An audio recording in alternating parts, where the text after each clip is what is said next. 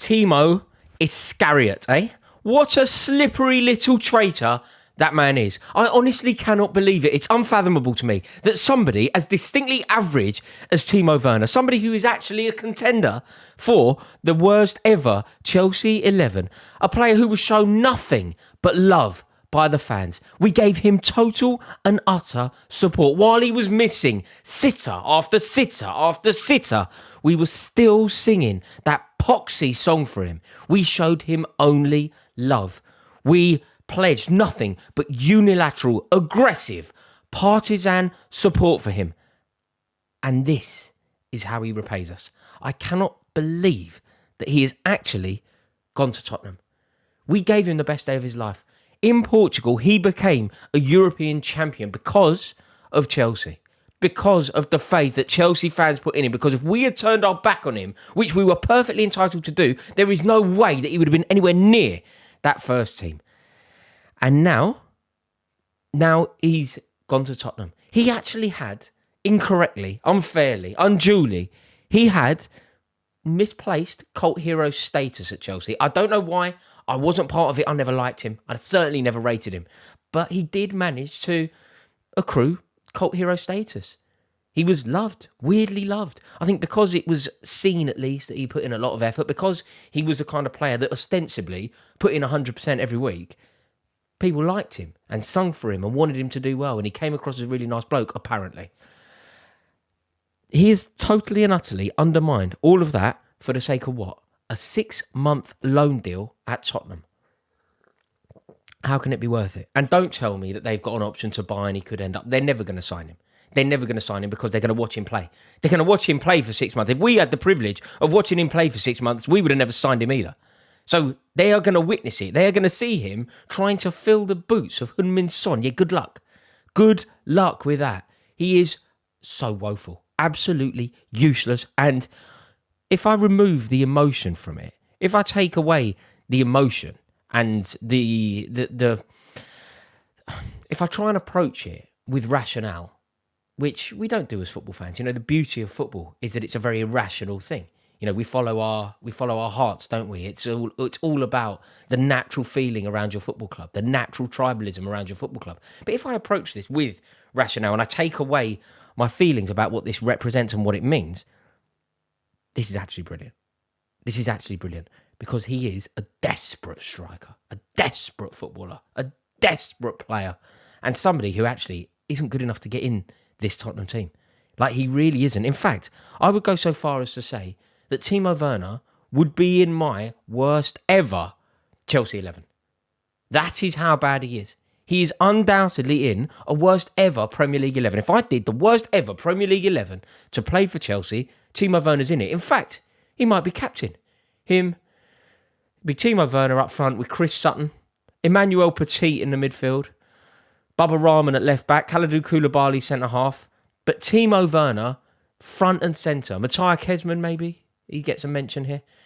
All managed by Andre Villas-Boas, who also made the move to Tottenham. But I know this one will not work out. Just as I knew Andre Villas-Boas wouldn't, in fact. I know this one will not work out. There is absolutely no danger that Timo Werner has any success. There is absolutely no danger that Timo Werner will resonate with their fans. He isn't going to hit the ground running. He isn't going to be able to score the goals that's necessary. In fact, I will say this now. There is no danger of him scoring more than 5 goals this Premier League season. It's impossible. It is actually impossible for Timo Werner to score more than 5 goals for Tottenham. When you think about the way that Tottenham play, when you think about what they want from their players, when you think about the way that Tottenham fans approach the game, you know, if you've got a season ticket at Tottenham, if you sit in that car or you were on the shelf or whatever, there are certain things that Tottenham fans demand from their players. They love a very particular brand of football. They sing, don't they? They used to sing about Gareth Bale. He was born to play for Tottenham and all of that because they see the game in a very particular way. Glenn Hoddle, Chris Waddle, Gareth Bale, they're all very Tottenham players. Timo Werner's not that. He's not that. There is no silk to that man whatsoever. It's all hustle, it's all harried, it's all in a rush, it's all hope for the best. He is not a Tottenham player. And the other thing that Tottenham fans will demand from their players that Timo Werner just does not have is full and utter commitment. Yeah, he might try hard, he might run a lot, but he's a coward. He's a cowardly footballer. He will never, ever win a 50-50. In fact, forget a 50-50. He doesn't win a 90-10 in his favour. You know, if he's charging towards the ball and Aaron Ramsdale's coming out and it's him, he's meant to be him, he will never win it. You know, in the way that Didier Drogba or Diego Costa would have won the ball, taken a man, all of them end up in the back of the net, and ultimately we score. You know, that is the way that you want a centre forward. Timo Werner, a cowardly footballer. He will never win those sort of situations. And like I say, it's going to be hysterical because he is going to flop so hard at Tottenham. To somehow try and fill the void left by Heung-min Son going to the Asia Games, they have signed Timo Werner. That's sackable. That is sackable. Heung-min Son is arguably the most natural finisher to be playing in the Premier League at the moment. In terms of just finishing, you know, cut in, ping it into the far corner, curl it into the far corner, one-on-one. Who do you back? In fact, you could have a conversation about where Heung-min Son ranks at finishing Premier League era ever. You could actually have a conversation. Is he, you know how we would say maybe Robbie Fowler, most natural finisher. Maybe Michael Owen at one point, most natural finisher. I think Heung-min Son is part of that conversation. He's such a natural finisher. If Heung-min Son goes through one-on-one, you put your mortgage on him scoring, don't you? You don't do that with Timo Werner. You really do not do that with Timo Werner. I have seen that geezer miss chance. In fact, not chance. Sitter after sitter. He misses them.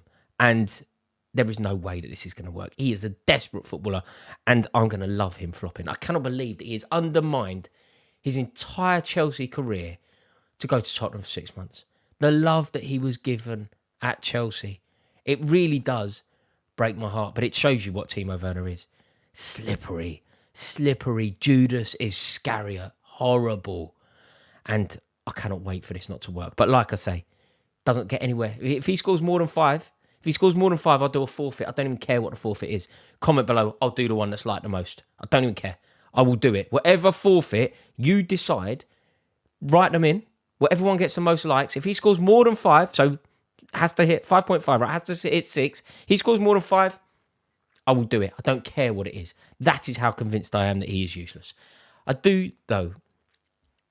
I think it's a shame. Not for him, not necessarily. I don't care about him.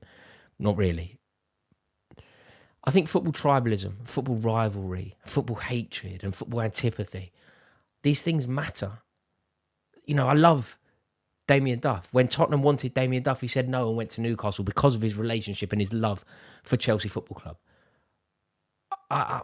Where's it going? Where's the loyalty going? Why is there so many footballers who are prepared to just totally and utterly write off any sort of loyalty? All for what? It's a shame. You know, Rafael Benitez spoke about this once. And at the time, I remember listening to Benitez and I hated the words that he was saying. But it was actually very insightful. Benitez spoke and basically said that, I think the term that he used, and it really upset me, the term that he used was football is a lie. Everything that you know about football, it's a lie. That's exactly what he said.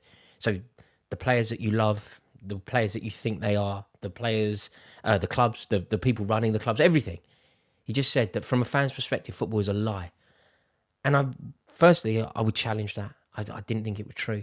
You know, I didn't like to live in a world where Rafael Benitez's suggestion here was correct, because it undermines who we are. It undermines what we do. It undermines everything that we know and love about the beautiful game. And then you see situations like this arise and you think, did Benitez have a point here? Like, where has it all gone so wrong? Benitez is an example of this himself.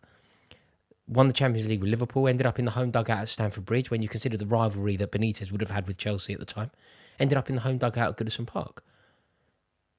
It doesn't make sense. You know, you've got Liverpool fans who would sit in the Kop, who would have a tattoo of Rafael Benitez's face. Suddenly in the Chelsea home... I don't know.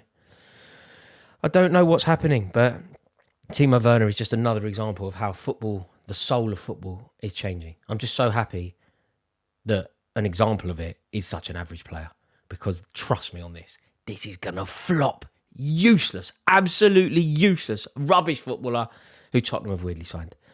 Let me know your thoughts. Do you agree with me? Do you think that Timo Werner can hit the ground running, or do you ultimately believe that I am correct here and he will flop. Let me know. Please do click subscribe, and I look forward to seeing you soon. Ta-da.